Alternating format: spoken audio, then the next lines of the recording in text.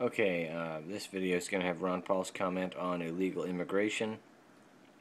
I'd like to weigh in my 2 cents before I show it, that I actually have family, a brother-in-law who's run into a problem with illegal immigration where his own Social Security number was stolen by an illegal immigrant. And I think right now he lives in Georgia, and I don't remember if it was in the same state or if it was in a previous state he had lived in.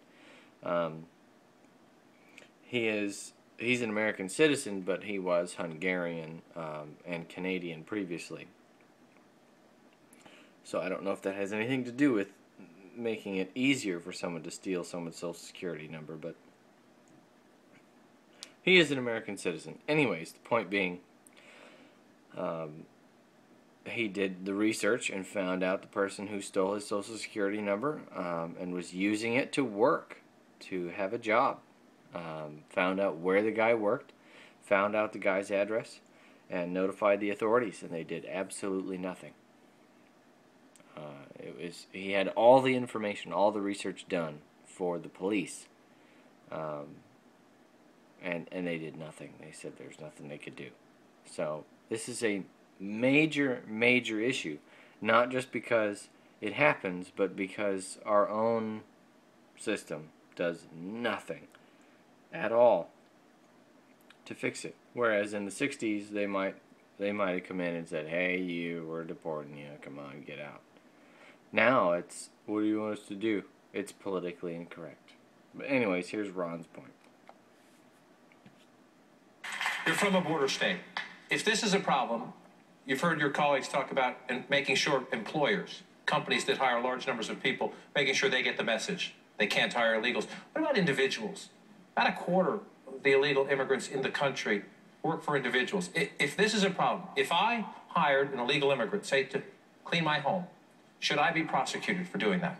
I don't believe you should be, because I think those laws are misdirected. That makes you the policeman, or the businessman the policeman, or the Catholic Church the policeman if they do anything to help an illegal immigrant.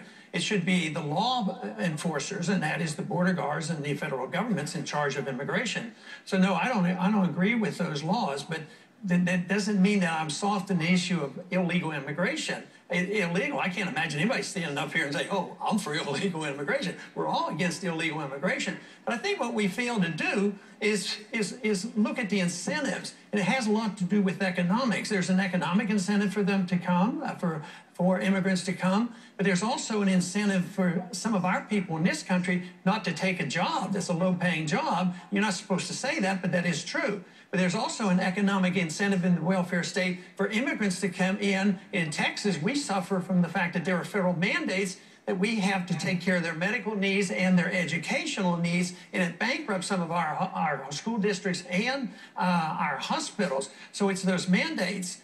But we need a more generous immigration policy. It should be legal, but we need more resources. But I find that the resources are all overseas. When I was in the military, I was on the Pakistan-Afghanistan border, and that is a no man's land. You can't see the border. At least we can see the river south of Texas. We know where the Rio Grande is.